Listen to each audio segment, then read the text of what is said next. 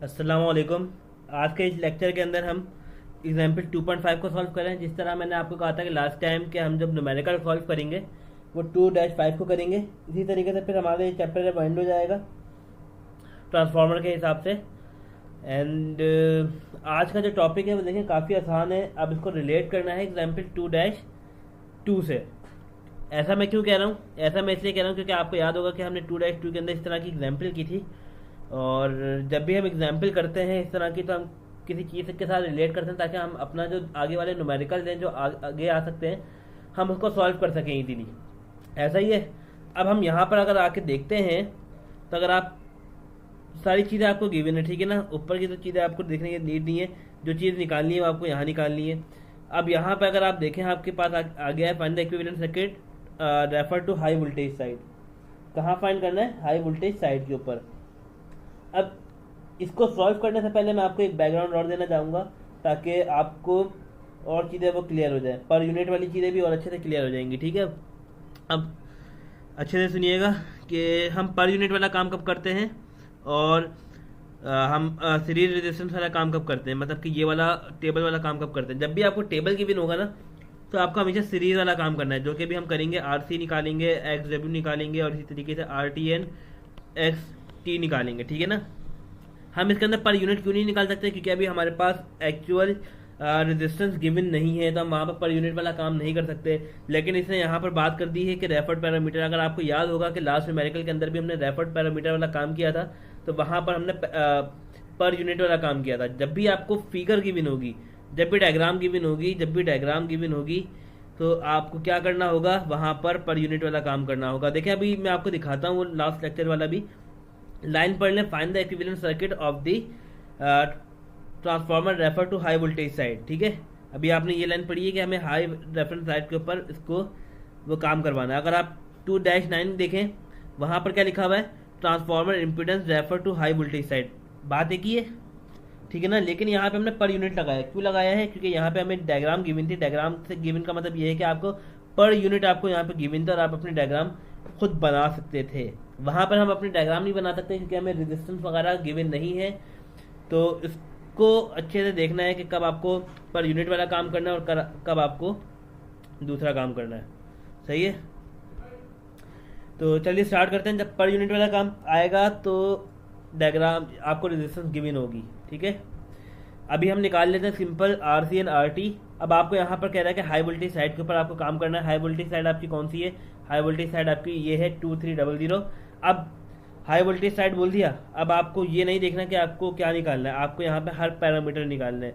Are T, X T, R C and X W या X M, ठीक है।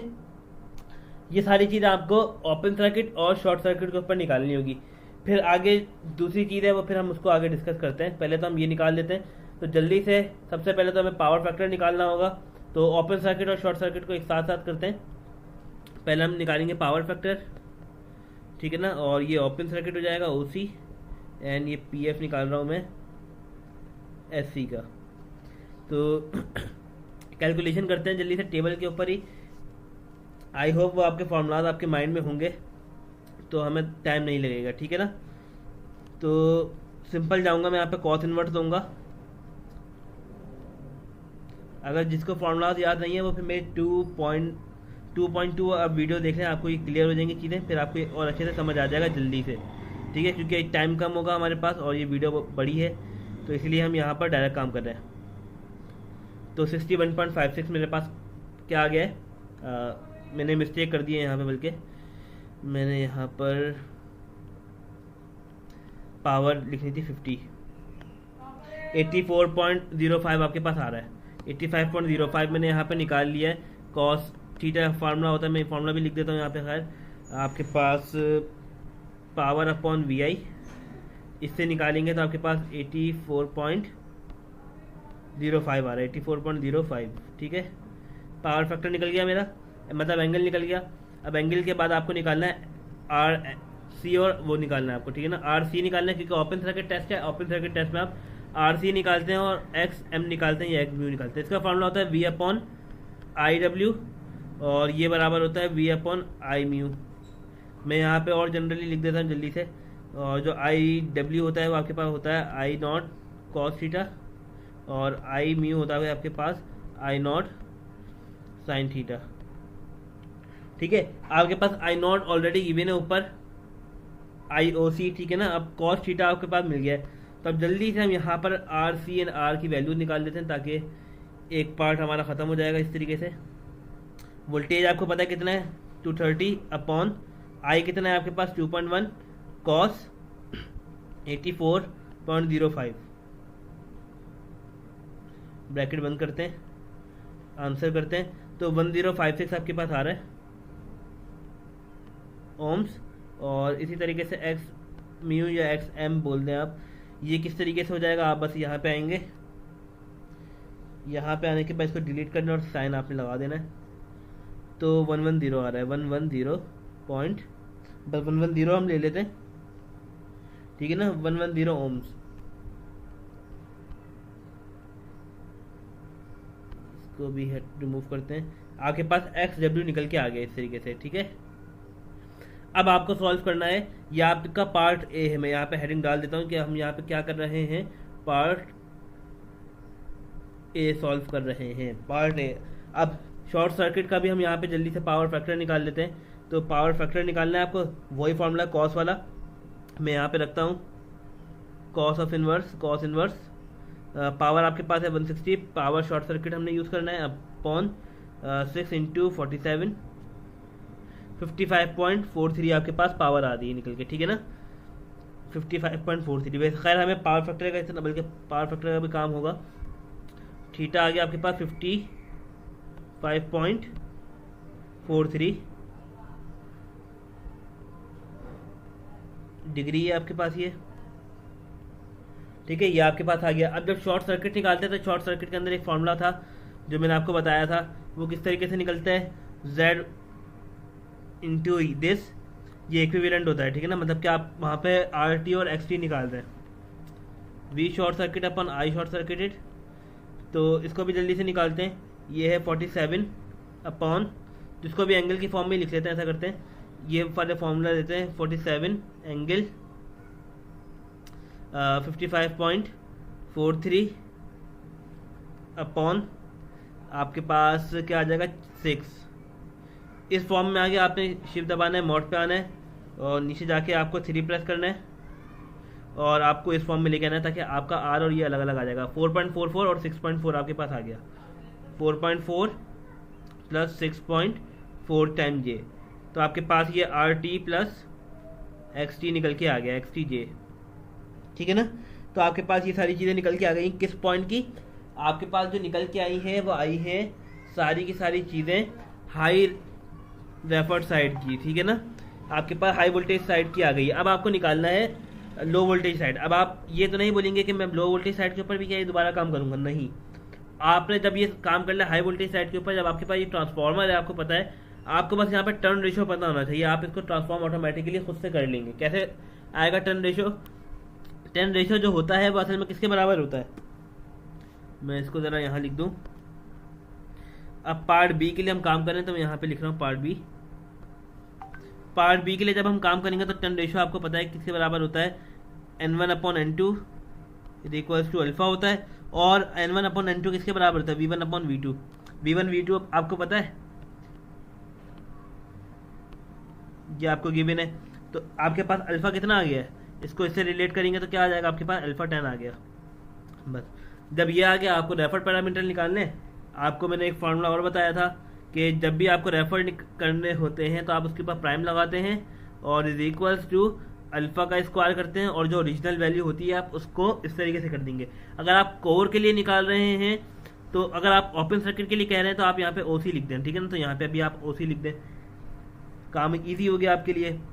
एक लाइन और खींच लेते हैं, Z bar is equals to alpha का स्क्वायर इंटू Z, SC लिख देता हूँ, शॉर्ट सर्किट के लिए हम निकालेंगे, ठीक है ना।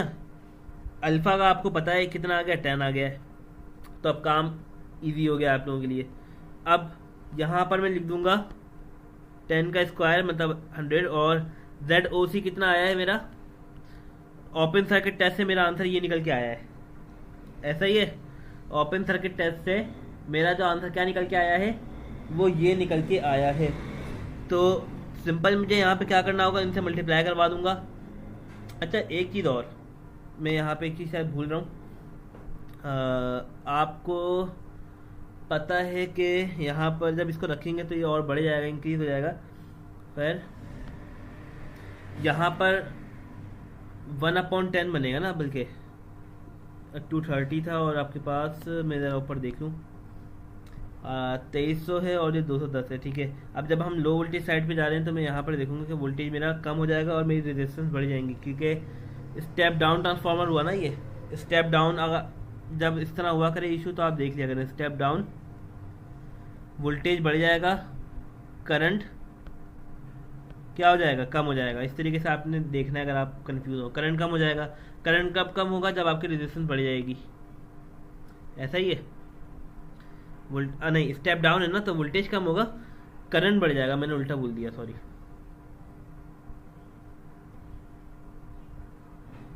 मैंने यहाँ पे उल्टा बोल दिया है। स्टेप डाउन का मतलब होता है कि वोल्टेज कम हो रहा है, करंट बढ़ रहा है, और जब करंट बढ़ेगा तो रेजिस्टेंस कम हो जाएगी आपकी। ठीक है ना, मतलब क्या हमारी जो टर्न रेशियो है वो 10 से मल्टीप्लाई नहीं होगा, डिवाइड होगा। अब वो क्यों डिवाइड होगा मैं आपको उसका रीज़न भी देख के बताता हूँ। क्योंकि अगर आप इसकी फिगर रफली सी ड्रॉ कर लें यहाँ पर, ठीक है ना, तो मैंने रफली सी ड्रॉ की है। आपको लो वोल्टेज साइड की तरफ जाना है, आपको इसका वोल्टेज पता होना चाहिए जो कि है 230 और ये है 230। ठीक है, मतलब कि 1:10 का आपके पास वो आ जाएगा। इन शॉर्ट आपके पास क्या निकल के आ जाएगा, 1:10। ये गलत कह रहा हूँ, सही कह रहा हूँ। 1:10 का मतलब क्या है कि आपके पास ये स्टेप अप ट्रांसफार्मर हो गया, जबकि मैंने ये भी गलत लिख दिया है। स्टेप डाउन बनाना है तो यहाँ पे मैं 0 लगाऊंगा, यहाँ पे मैं 0 लगाऊंगा। ठीक है, अब जब आप इसको रेफरिंग कर रहे होंगे ना तो रेफरिंग के मुताबिक अब आपको इसका निकालना होगा रेफर पैरामीटर। तो इसके लिए आपको करना होगा, अब आप यहाँ के लिए काम कर रहे हैं ना, तो अब आप इसको डील करेंगे उल्टा, क्योंकि आप इस साइड के लिए निकाल रहे हैं। तो 1/10 का स्क्वायर मतलब 1/100। ठीक है ना, इसको फिर आप किस तरीके से यूज़ करेंगे, आप इसको इस तरीके से यूज़ करेंगे ताकि जो आपके आंसर हैं वो फिर रिलायबल आएंगे और आपके आंसर निकल के आ जाएंगे। तो यहाँ पे मैं आता हूँ, सिंपल है, बस आपको इसको डिवाइड करना है।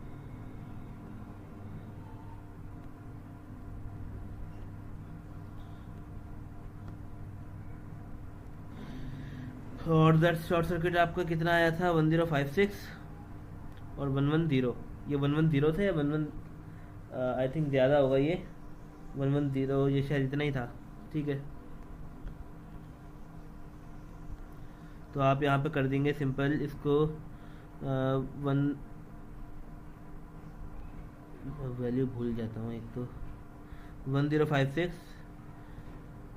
Plus 11K। ठीक है ना, इस लाइन को मिटा देता हूँ, 11110 इस लाइन को रब कर देते हैं यहाँ से और लाइन यहाँ से ले लेते हैं।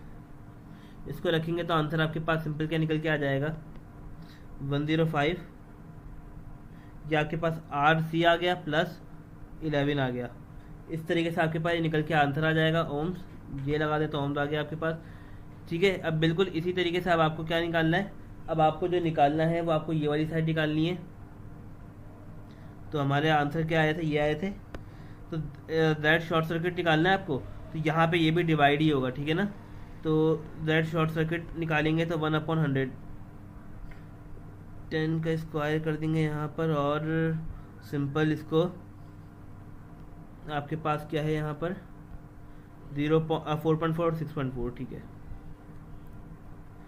4.4 प्लस इसको मैं यहाँ लिख रहा हूँ 6.4 टाइम J। ठीक है, इसको जब सॉल्व करूँगा डिवाइड करवा दूंगा तो आंसर आपके पास निकल के आ जाएगा। दैट शॉर्ट सर्किट आपके पास आ रहा है रेफर के अंदर 0.044 प्लस 0.064 टाइम J। ठीक है ना, तो इस तरीके से आपके पास RC भी आ गया और आपके पास XM भी निकल के आ गया है। ठीक है, इस चीज़ का खास ख्याल रखना है आपको। जब ये काम आपने कर लिया तो अब आपको करना क्या है, अगले पार्ट के अंदर आ जाता है। ये तो आपका पार्ट भी हो गया, ठीक है ना। तो आपने यहाँ से क्या क्या निकाल लिया है, RC निकाल लिया, और आपने यहाँ से निकाल लिया है XM, ठीक है ना। तो ये वाली सारी की सारी चीज़ें आपने यहाँ पर निकाल ली हैं। अब आप आएंगे पार्ट सी की तरफ। पार्ट सी की तरफ जैसे हम आएंगे तो यहाँ पर हम एक चीज़ देखेंगे कि आपको क्या फाइंड करने का कह रहा है। Calculate the full load voltage regulation at 0.8 lagging पे निकालना है, फिर पावर फैक्टर दे दिया है और आपको ये सारी चीज़ें निकालनी है। तो जब आपको ये सारी की सारी चीज़ें निकालनी है तो लैगिंग का मैंने बता दिया था, जब पावर फैक्टर 1 होगा तो वहाँ पर आपके पास आंसर क्या आता है, 1 आता है। ये आपको भी पता है, ठीक है ना। मतलब कि एंगल यहाँ पे क्या हो जाएगा, cos ऑफ 0 हो जाएगा, क्योंकि cos ऑफ 0 क्या होता है आपके पास, 1 होता है। तो अब हम यहाँ पर चलते हैं, क्योंकि फुल लोड वोल्टेज रेगुलेशन निकालना है आपको।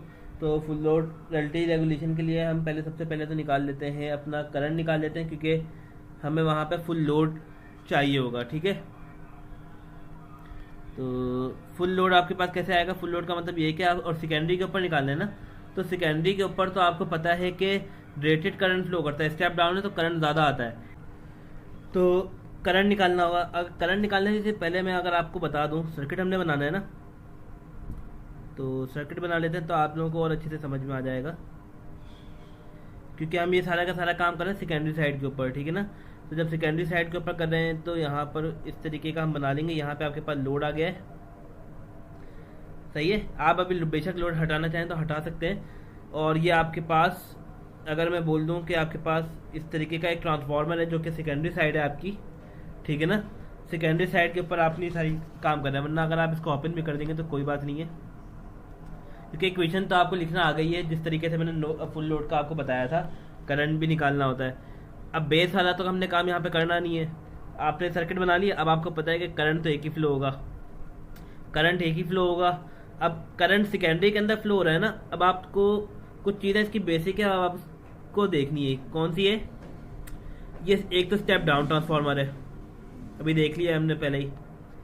वोल्टेज इंक्रीज होगा, वोल्टेज डिक्रीज होगा, दोबारा उल्टा कह रहा हूँ, वोल्टेज डिक्रीज होगा, करंट इंक्रीज होगा, रेजिस्टेंस डिक्रीज होगी। ऐसा ही है, मतलब कि रेजिस्टेंस कम आनी चाहिए, करंट ज़्यादा आना चाहिए। करंट कैसे ज़्यादा आएगा, जब भी आपको करंट ज़्यादा चाहिए मतलब आपको रेटेड करंट चाहिए, ठीक है ना। जब ज़्यादा का मतलब होता है रेट, और रेटेड का मतलब होता है कि मैक्सिमम करंट इतना फ्लो हो सकता है।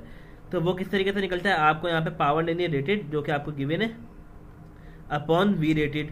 अब वी रेटेड क्या होता है कि अब कितना कम वोल्टेज यहाँ तक हम इस ट्रांसफार्मर को दे सकते हैं।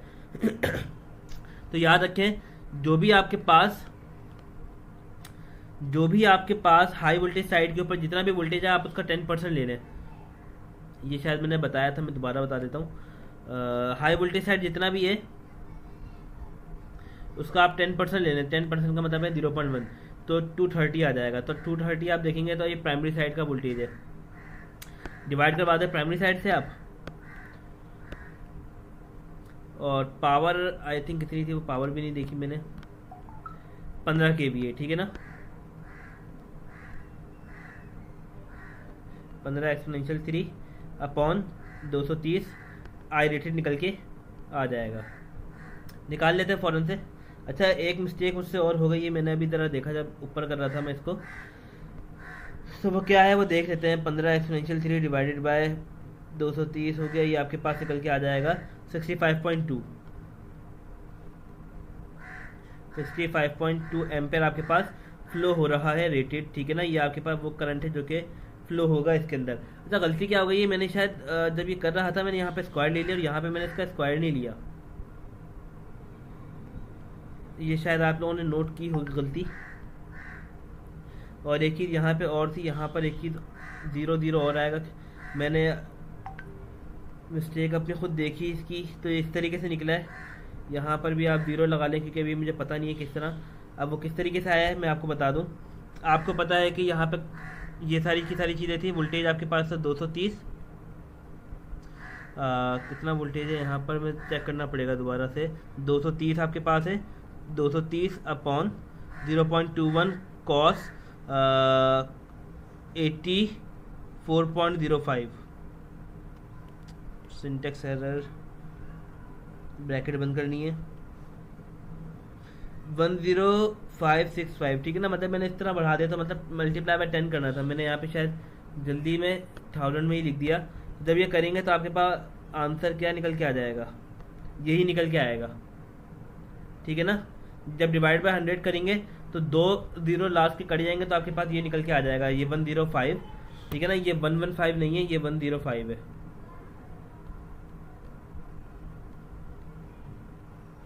इस तरीके से, ठीक है। अब आंसर आपका ठीक हो गया है। अब यहाँ पर आ गया, अब हमने रेटेड करंट निकाल लिया। अब आपको पता है आपको फुल लोड करंट निकालना है, फुल लोड वोल्टेज निकालना है, और 0.8 पावर फैक्टर के ऊपर, ठीक है ना, 0.8 पावर फैक्टर के ऊपर आपको निकालना है। तो हम यहाँ पर वो निकाल लेंगे। और लैगिंग है, ये आपको पता है, जब ये लैगिंग है तो आपके पास 0.8 पे आता है, -36.9 ले लेते हैं, पॉइंट में आगे था 86 आई थिंक, ठीक है ना। ये आपके पास निकल के आ जाएगा, क्योंकि ये मेरे इस तरीके से याद हो गया, क्योंकि मैंने लास्ट टाइम ये लास्ट वीडियो के अंदर आपको बताया था, तो ये मेरे माइंड में है। चाहे तो आप कॉस इनवर्स ऑफ 0.8 करेंगे तो आपके पास निकल के यही आएगा। अब आपको लिखना है इक्वेशन, आपको मैंने इक्वेशन बताई थी, ई लिखें या वी एस लिखें, ठीक है ना। ई एस लिख लें और alpha time V S plus I आप बाहर ले लें, और आपको यहाँ पर जो भी लेना होगा वो आपको लेना होगा R T plus x T, ठीक है। तो आप यहाँ पर डायरेक्ट लिख के अपना आंसर निकाल सकते हैं। अभी क्या करेंगे आगे, अब हम आगे यहाँ पर इसको सॉल्व करेंगे। अल्फा एस आपके पास क्या है, प्राइमरी है। अल्फा एस आपके पास क्या है, प्राइमरी का आपके पास होगा। बल्कि अभी हम काम क्या कर रहे हैं, सेकेंडरी के ऊपर काम कर रहे हैं ना, तो अब हम इसको करेंगे उल्टा, शफल करेंगे। जब हम सेकेंडरी के ऊपर काम करेंगे तो हम यहाँ पे बोलेंगे हम सेकेंडरी के ऊपर काम कर रहे हैं, तो आपको वहाँ पे कुछ लेने की नीड नहीं है, बस आपने वहाँ पे लिखना है वी एस। अगर हम हाई वोल्टेज साइड के ऊपर काम कर रहे होंगे तो वहाँ पे आपको अल्फा लगाना लाजमी है। कैसे, मैं दिखा देता हूँ। यहाँ पे आपको क्या बोला गया था, हाई साइड इम्पिडेंस, ठीक है ना। मैंने आपको दोनों पहलू दिखा रहा हूँ इसके, ताकि आप लोगों की चीज़ें क्लियर हो जाएंगी यहाँ पे। तो जहाँ पे हाई साइड बोलेगा तो वहाँ पे आपने अल्फा लगा देना है, क्योंकि आप सेकेंडरी के ऊपर काम नहीं कर रहे, आप वहाँ पे प्राइमरी के ऊपर काम कर रहे हो, ठीक है ना। यहाँ पे हम काम ही सेकेंडरी के ऊपर कर रहे हैं, तो अब आपने यहाँ पे करना है कि आपने यहाँ से अल्फा रिमूव करना है। सिंपल आपने करना है 230, एंगल 0 बात एक ही है, और ये 65.2 एंगल -36.09 लिख लेते हैं, ठीक है। और ये आपके पास आर टी आपको कौन सी चाहिए, पार्ट बी की, क्योंकि आपके पास ये कौन सी है, ये आपके पास सेकेंडरी साइड है। तो सेकेंडरी साइड आपकी लो वोल्टेज साइड होती है, तो लो वोल्टेज साइड की हमने जो निकाली थी रेजिस्टेंस, ये हम यूज़ कर लेंगे। तो मैं यहाँ तक पूरी की पूरी कॉपी कर लूँगा और मैं वहाँ जाके इसको पेस्ट कर दूँगा, ताकि लिखना नहीं पड़ेगा। डिलीट हो गई है, कंट्रोल सी करते हैं इसको, ठीक है। और नीचे चलते हैं, कंट्रोल वी एंड ब्रैकेट बंद, ठीक है। और ये ब्रैकेट बंद, इसको जल्दी से सॉल्व करते हैं और अपना आंसर निकालते हैं।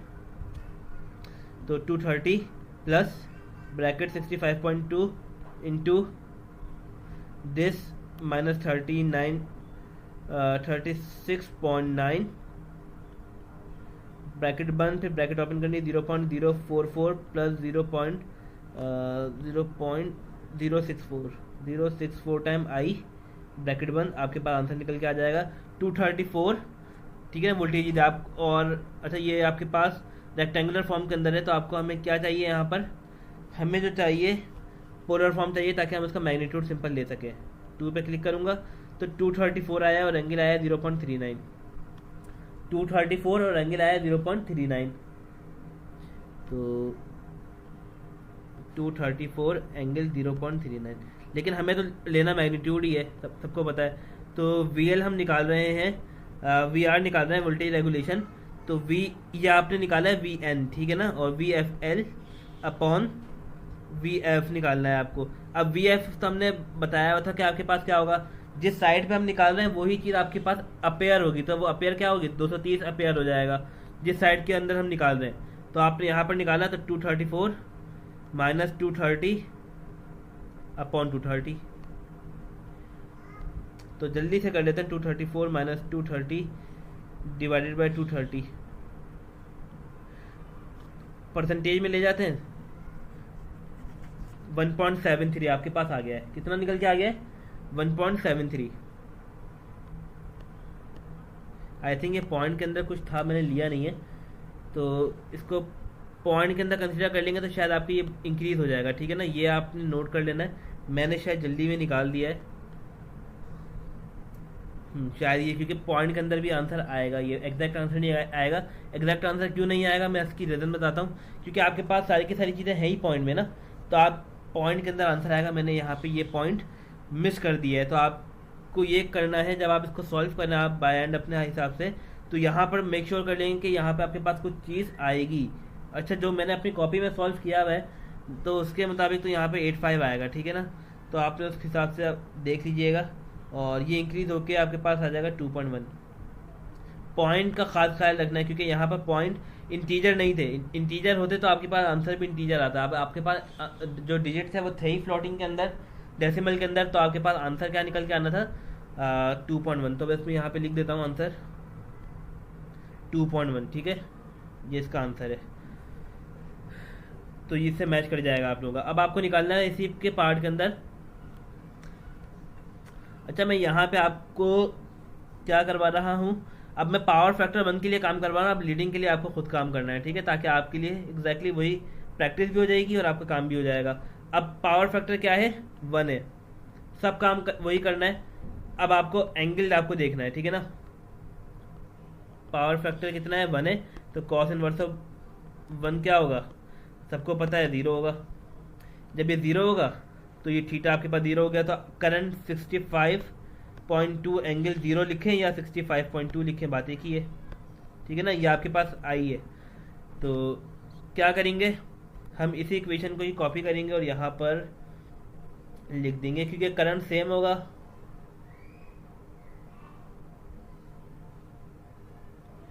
और इसको करेंगे कॉपी,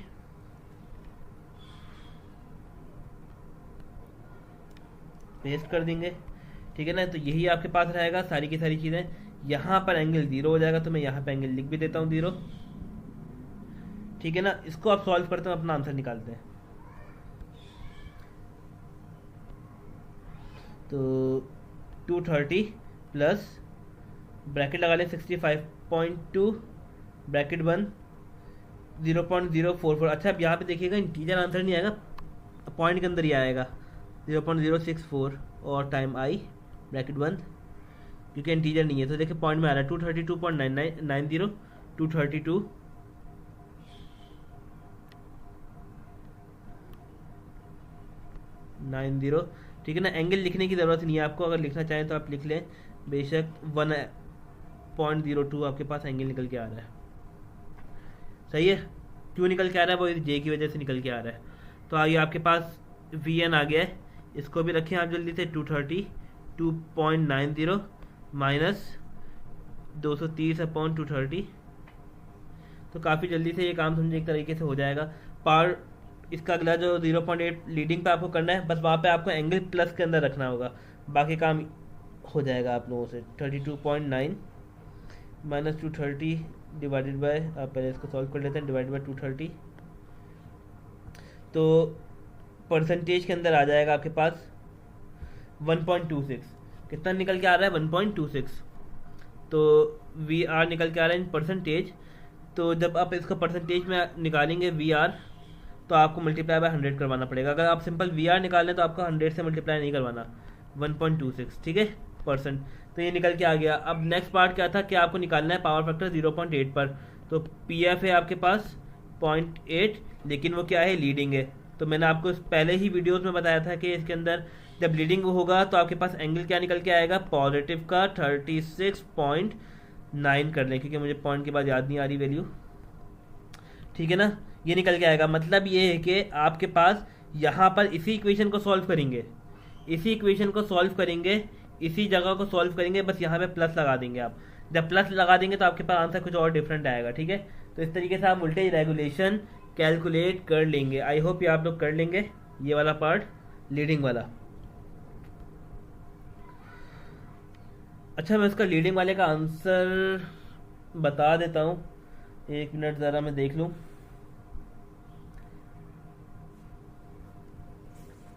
तो जो लीडिंग वाले का आंसर निकल के आएगा वो आएगा -0.062। ठीक है ना, मैं यहाँ पे लिख भी देता हूँ, यहाँ पर ही लिख रहा हूँ, -0.062%। ठीक है ना, ये परसेंटेज के अंदर ही है, तो आप जब निकालेंगे तो आपके पास आंसर निकल के यही आना चाहिए, या इसके करीब करीब आना चाहिए। ठीक है, अब पार्ट डी हम नहीं कर रहे हैं, अभी हम पार्ट ई कर रहे हैं। What is the efficiency of transformer at full load with power factor is 0.8 lagging. Efficiency निकालनी है।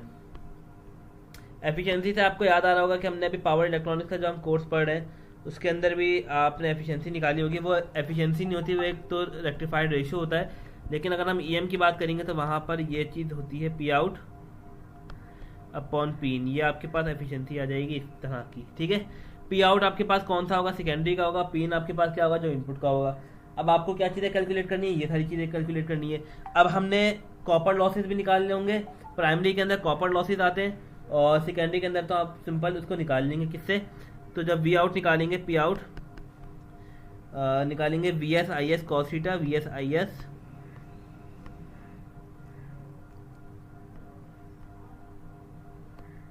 Cos theta.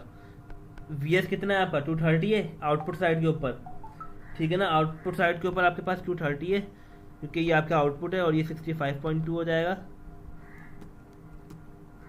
65.2। और कॉस थीटा, ये पावर फैक्टर होता ही 0.8 है, क्योंकि कॉस थीटा कहलाता है पावर फैक्टर। तो इससे मल्टीप्लाई कर देंगे तो आपके पास पी आउट आ जाएगा।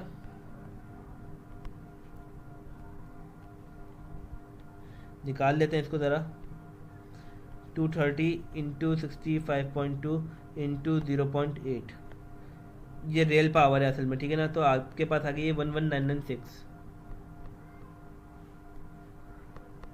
11996 वॉट।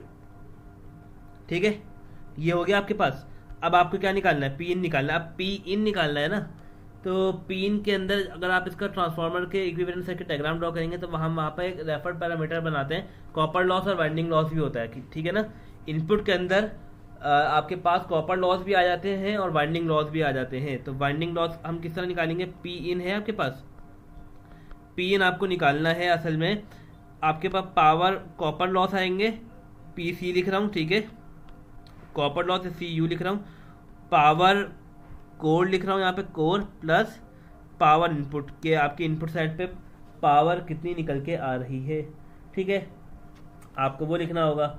अब वो किस तरीके से करेंगे, पावर लॉस निकालने कॉपर के अंदर, तो पी सी यू आप कर लेंगे, और ये बराबर होता है आई स्क्वायर आर, और ये पावर लॉस होता है वो किसके अंदर होगा, इनपुट साइड पे होगा। तो इनपुट साइड के ऊपर जो आपके पास करंट होगा वो इतना ही आएगा। ठीक है, 65.2 का स्क्वायर कर देंगे, और आर हमें चाहिए होगा, बल्कि एक मिनट, कॉपर साइड है ना, तो दोनों साइडों पे हमारे पास आ जाएगा। तो हम यहाँ पर किसी भी एक साइड के ऊपर निकाल लेंगे। हम ये वाली शॉर्ट सर्किट निकालना है, क्योंकि अभी हम कॉपर लॉस निकाल रहे हैं। कॉपर लॉस के अंदर हम शॉर्ट सर्किट वाली चीज़ें यूज़ करते हैं, 0.44। हमें सिर्फ आर चाहिए, हमें रिएक्टेंस नहीं चाहिए। ठीक है ना, पावर के लिए, क्योंकि पावर आपके पास रियल क्वांटिटी है, 0.44 इससे निकल के आ जाएगा आपके पास पावर कॉपर लॉस, और कोर लॉस आपके पास निकल के आ जाएगा। इसके लिए भी आपको सिंपल यही करना है, तो कॉपर लॉस आपको निकालना है। अच्छा, कोर लॉस जो है वो आप निकाल लेंगे, क्योंकि आपको रेटेड फुल लोड आपको बोल रहा है ना यहाँ पर, फुल लोड, तो वहाँ पर आप वैल्यू लिख देंगे 234, जो आपके पास वोल्टेज लेवल आया था 85 का स्क्वायर अपॉन आर। आर कितना है, 1050, सॉरी 105 आई थिंक आपके पास। ठीक है ना, तो इसको बल्कि हम देख लेते हैं ये किस साइड की निकल के आ रही है हमारे पास, ताकि फिर हम उसको देख लेते हैं। तो हम जाएंगे सेकेंडरी साइड पे। सेकेंडरी साइड पे हमारे पास कितनी आ रही है, सेकेंडरी साइड पे 105 आ रही है। ठीक है, तो मुझे 105 से डिवाइड करवाना होगा। ठीक है, तो मैंने 105 ही लिखा हुआ है, ये शायद मिक्स हो गया है। 105 से डिवाइड करवा देंगे, 105 ठीक है ना, और इससे आंसर निकालेंगे। अब दोनों आंसर निकाल लेते हैं। 65.2 का स्क्वायर इंटू 0.044, 187.04, 187.04। अच्छा, जो लोग बुक दूसरी यूज़ कर रहे हैं तो उनके पास हो सकता है कि डिफरेंट आंसर आए, ठीक है ना, क्योंकि वैल्यूज़ आगे पीछे हो सकती हैं। जो आपको सवाल में गिवन हो, क्या पता वो गिवन ना हो। अब यहाँ पर आ जाते हैं। 234.85 का स्क्वायर अपॉन डिवाइडेड बाय 105। 525 आपके पास ये निकल के आ गया, 525 वाट। पॉइंट भी है, 0.2 भी ले लेते हैं साथ में, ताकि एक्यूरेट आंसर हमारे आए। ठीक है, हमने अभी तक यहाँ तक काम कर लिया। अब आपको क्या करना है, इसके अंदर आपको वैल्यूज पुट करनी है। अब आपको यहाँ पे निकालना है इनपुट साइड का पावर आउट निकालनी है। ठीक है, आपने यहाँ पे देखा था, हमने यहाँ पे क्या लिखा था, पी इन निकालना है आपको। अब पी इन कैसे निकलेगा, पी इन आपका निकल जाएगा, लीडिंग साइड है ना आपके पास, कि पावर फैक्टर आपके पास क्या है, 0.8 है। तो अब जब आप रखेंगे पी इन, तो पी इन निकालने का जो तरीका होगा वो आई थिंक अपने पास ये है कि पावर यहाँ पे कितनी है, इतनी है आपके पास 2300 सही है। और करंट आपके पास कितना निकल के आ जाएगा, रेटेड करंट 230, 10 कम कर दूंगा अगर मैं 23 कितना है ये 15 एक्सपोनेंशियल 3 डिवाइडेड बाय 2300। इनपुट का आ गया 6.5 मल्टीप्लाई बाय 2300। अच्छा, ये तो वही निकल के आ जाएगा। हमें पावर निकालनी है ना, तो आंसर रखेंगे ये, ठीक है ना, ये आंसर रखेंगे क्योंकि इनपुट की पावर है और इंटू 0.8, तो 12,000 निकल के आ रहा है। सही है। तो अब मैं अब आपको बताता हूँ क्या किया है मैंने। इनपुट साइड है 12,000 निकल के आएगा, कैलकुलेशन कर लिए तो अभी मैं आपको डायरेक्ट बता सकता हूँ। तो पी इन निकालना है, पी इन निकालना है, तो उसके लिए आपको क्योंकि पी इन किसके बराबर होता है, वी आई कॉस थीटा के। अब ये इनपुट साइड है, तो इनपुट साइड का वोल्टेज जो हमें यूज़ करना पड़ेगा वो कितना है, 2300 है। करंट हमें निकाला है, करंट हमने कैसे निकाला है, I is equals to S upon V करके। ये निकालेंगे तो 15 एक्सपोनेंशियल 3 करेंगे तो 6.52 आपके पास आंसर निकल के आएगा। जैसे ही आप करेंगे तो आप इन्हें यहाँ पे रखना 6.52, पावर फैक्टर आपको पता है 0.8 है। जैसे ही रखेंगे आपके पास आंसर निकल के आ जाएगा 12,000। ठीक है, अब क्या करना है, बस अब आपको सिंपल आंसर पुट करना है और आपको अपना आंसर निकालना है। तो आउटपुट साइड पे आपके पास क्या निकल के आया है, अगर आप इसको देखें, अगर आप चाहें तो आप इसको ना भी निकालते, क्योंकि पावर ट्रांसफार्मर के अंदर क्या होती है, कांस्टेंट ही होती है ना, तो वो भी 1200 ही निकल के आनी थी, जो कि आपकी डिवाइड में निकल के आ रही है। अगर आप इसको नोट करें तो अप्रॉक्सीमेटली बराबर ही आ रही है, लेकिन लॉसेस की वजह से ये एफिशिएंसी कम हो जाती है। ठीक है ना, ये एफिशिएंसी क्या हो जाती है, कम हो जाती है। जबकि ट्रांसफार्मर की एफिशिएंसी आइडियल कब होगी, जब उसकी एफिशिएंसी 1 होगी।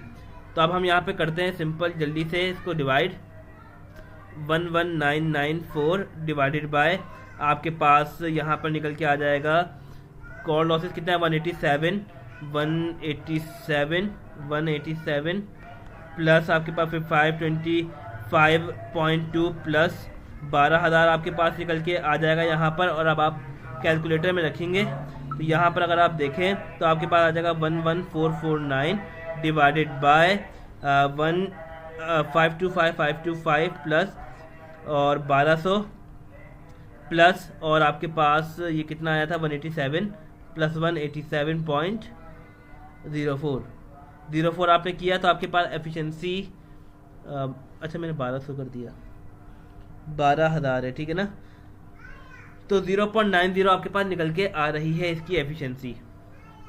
तो ये आपका आंसर आ गया है